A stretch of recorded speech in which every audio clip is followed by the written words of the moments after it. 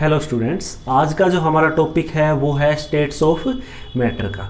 अब हमने मैटर देखा था कि मैटर क्या होता है, anything that occupies definite volume and have a definite मास। तो वो हमारे पास क्या होगा, मैटर होगा। अब बात करते हैं स्टेट्स ऑफ मैटर की कि मैटर की हमारे पास क्या क्या स्टेट्स होती हैं। बच्चों, आपने अपने आसपास कई तरह का मैटर देखा होगा। जितना भी आपके आसपास मैटर है तो आप उसको जैसे ही ऑब्जर्व करेंगे तो आप उसकी डिफरेंट स्टेट्स देखेंगे। तो डिफरेंट स्टेट्स में क्या क्या स्टेट्स मिलती हैं आपको, मैटर की क्या क्या डिफरेंट स्टेट्स होंगी। सॉलिड होगा या लिक्विड होगा या फिर उसकी स्टेट क्या होगी आपके पास, गैस होगी।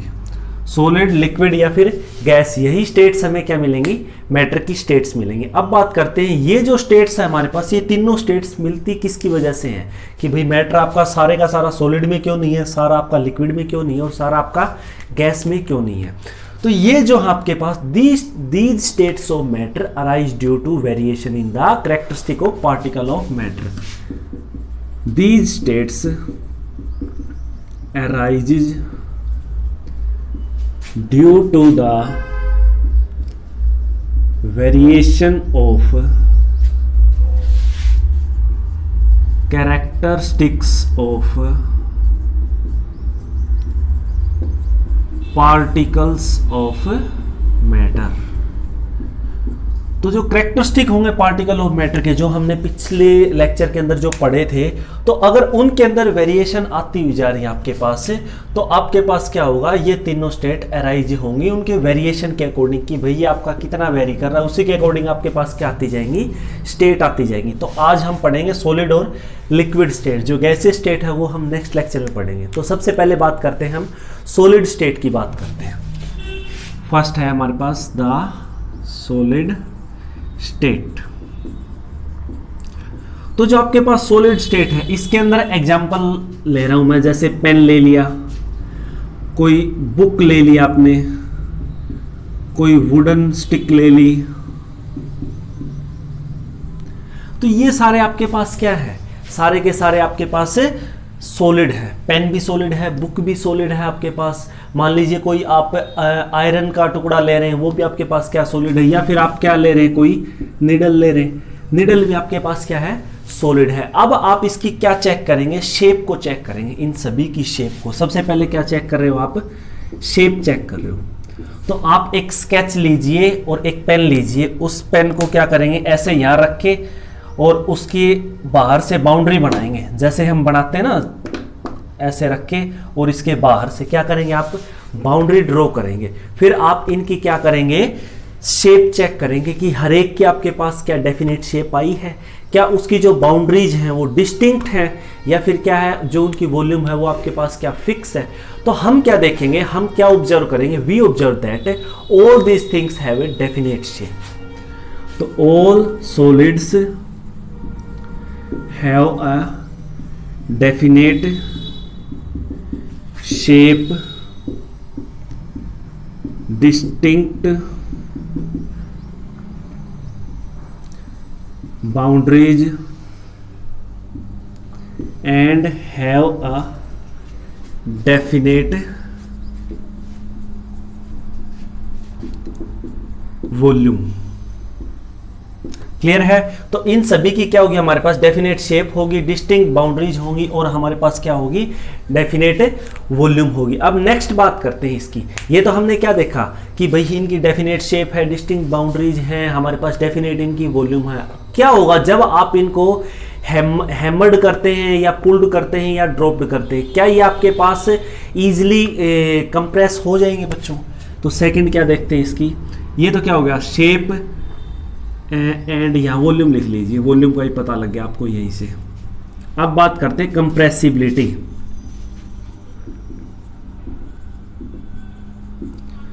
तो क्या ये आपके सारे कंप्रेसिबल हैं, आप जैसे इनके ऊपर प्रेशर लगा रहे हैं बच्चों, या फिर इनके ऊपर आप कोई फोर्स लगा रहे हैं, तो क्या आप इनको कंप्रेस कर पा रहे हैं, नॉट इजली कंप्रेसिबल। तो ये आपके इजली कंप्रेस नहीं होंगे। क्यों नहीं होंगे, क्योंकि क्या है आपके पास सॉलिड्स हैं, और सॉलिड की क्या होती है आपके पास, शेप जो होती है बच्चों वो एक डेफिनेट शेप होती है आपके पास। क्लियर हुआ।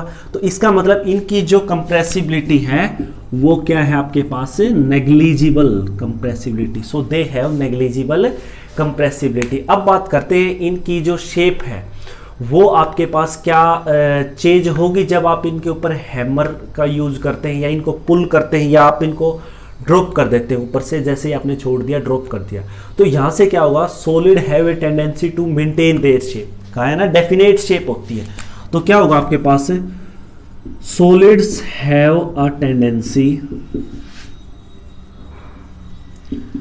To maintain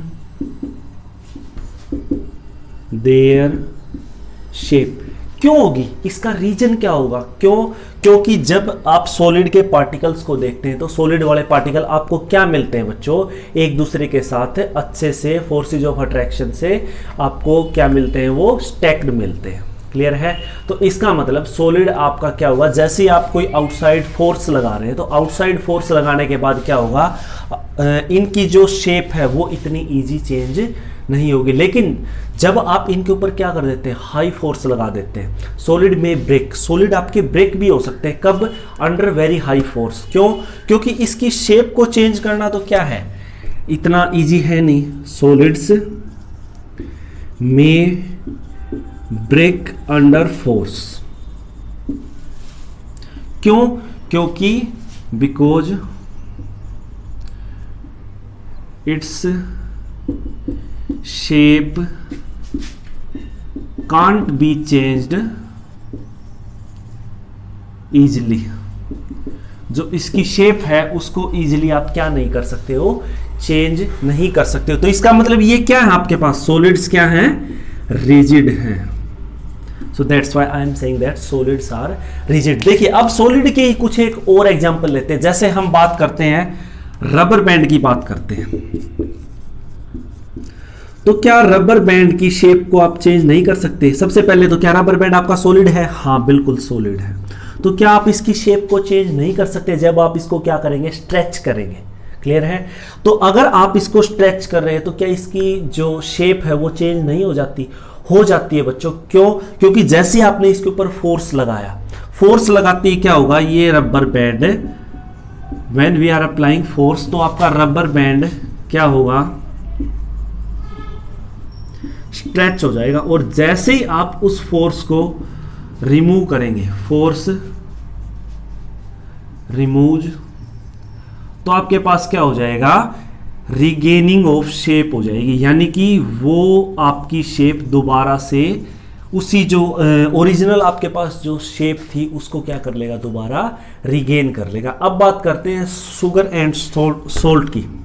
sugar and salt के जो क्रिस्टल्स हैं, हमने डिफरेंट बिकर ले लिए, तो जो आपके पास डिफरेंट बिकर या डिफरेंट जार्स हैं, डिफरेंट शेप के जो जार्स हैं उनको ले लिया, और हमने क्या चेक किया, शुगर एंड सोल्ट की क्या देखी, हमने शेप देखी। तो आपके पास क्या है, आप कितना ही शुगर एंड सोल्ट को चाहे डिफरेंट तरह की प्लेट के अंदर डाल लीजिए, चाहे आप उनको अपने हैंड पे रख लीजिए, या फिर आपको डिफरेंट शेप ऑफ जार्स, यानी जो बर्तन आपके डिफरेंट शेप के आप उनके अंदर डाल लीजिए, फिर भी आपके पास क्या रहेगा, शुगर एंड सॉल्ट की जो शेप है वो क्या रहेगी आपके पास, जो उनके क्रिस्टल्स की शेप है वो क्या रहेगी बच्चों, फिक्स रहेगी। क्लियर है। अब बात करते हैं एक स्पंज की बात करते हैं। हमने देखा था ना कि सॉलिड क्या होते हैं आपके, नेग्लिजिबल कंप्रेसिबिलिटी होती है। तो जब भी आप स्पंज की बात करेंगे, स्पंज के अंदर क्या होते हैं, माइन्यूट होल्स होते हैं, छोटे छोटे होल्स होते हैं, जिनके अंदर क्या रहती है, एयर ट्रैप्ड रहती है। Minute holes in which air remains trapped, तो उसके अंदर क्या होगा, आपकी एयर क्या रहती है, उनके अंदर रहती है। जैसे ही आप उसको दबाते हैं, जैसे ही आप उसको प्रेस करते हैं, तो एयर आपकी क्या आ जाती है, बाहर आ जाती है। एयर बाहर आते ही आपके पास क्या हो जाएगा, आप उसको इजीली क्या कर सकते हैं, कंप्रेस। भाई जो स्पंज आप अपने पास वैसे ही रखा हुआ है, तो उसके जो होल्स हैं उनके अंदर क्या प्रेजेंट है, एयर प्रेजेंट है आपकी। तो जैसे ही आपके पास एयर है, आप उसको जैसे ही कंप्रेस करते हैं, कंप्रेस करते ही आपके पास क्या हो जाएगा, वो air expelled out and we are able to compress it. Clear है। तो ये था सारा आपका द सॉलिड स्टेट। अब बात करेंगे हम लिक्विड स्टेट की।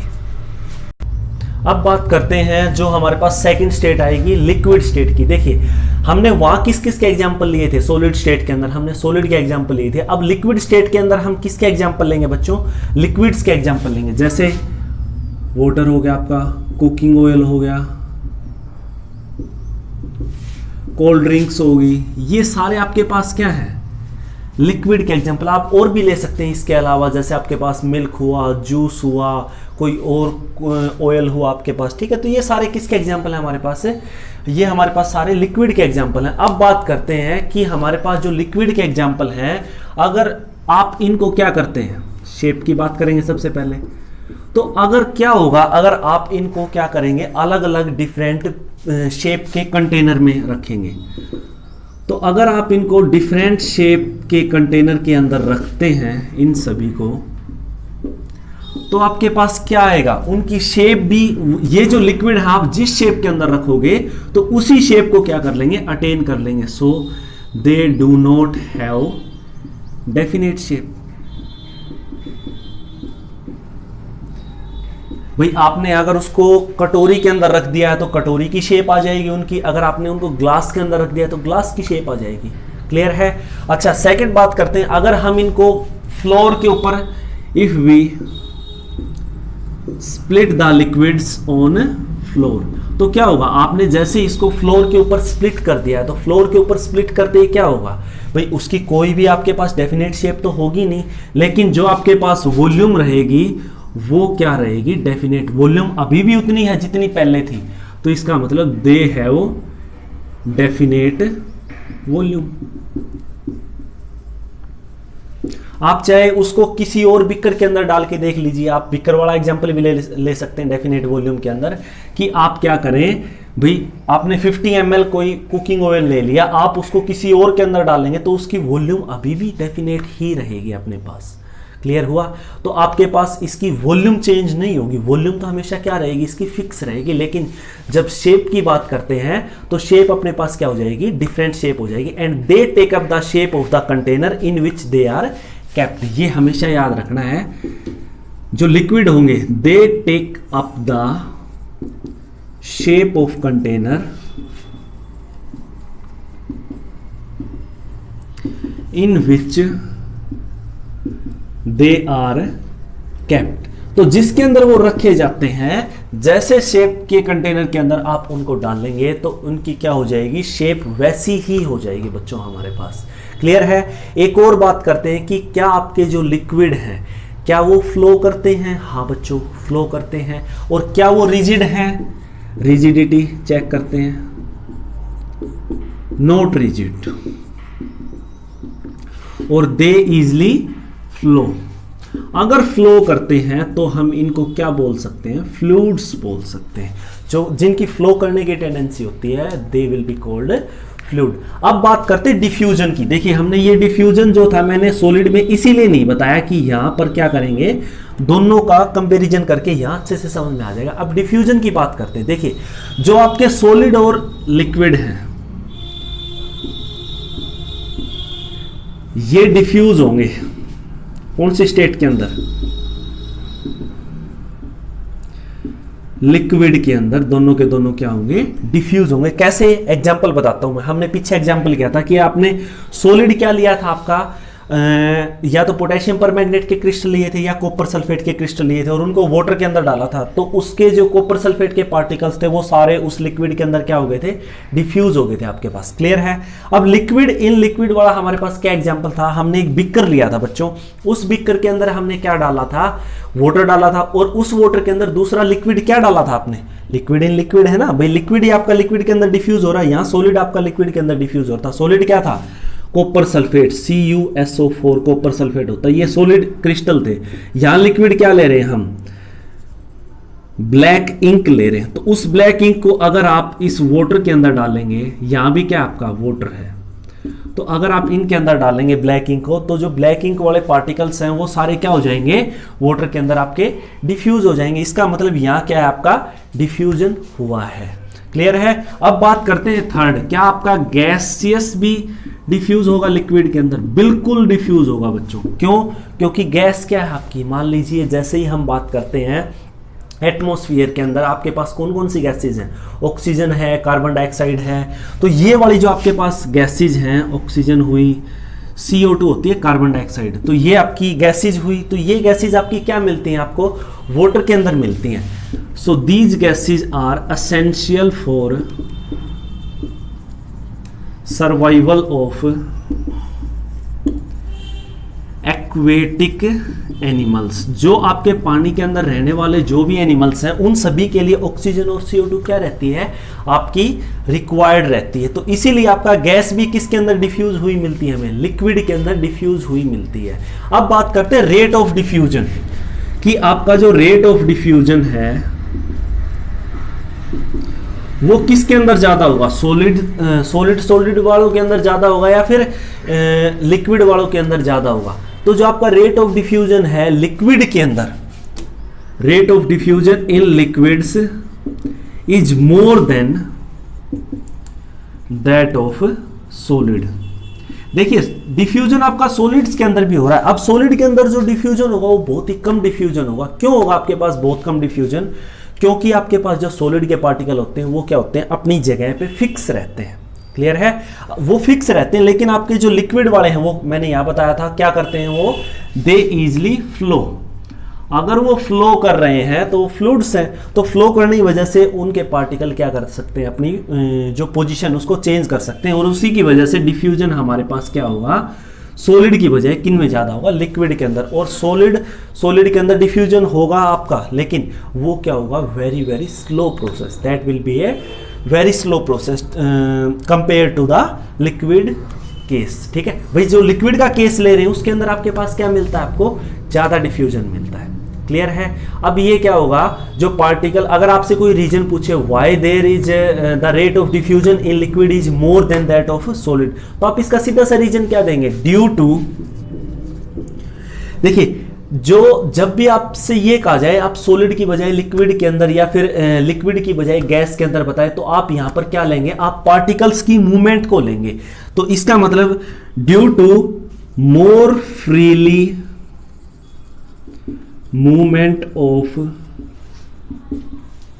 Particles in liquid than solid. तो इसका मतलब आपके जो लिक्विड हैं वहां पर जो आपके पार्टिकल हों उनका जो मूवमेंट होगा वो क्या होगा, ज्यादा होगा बजाय किसके, सॉलिड के। And have more space in case of liquid than solid.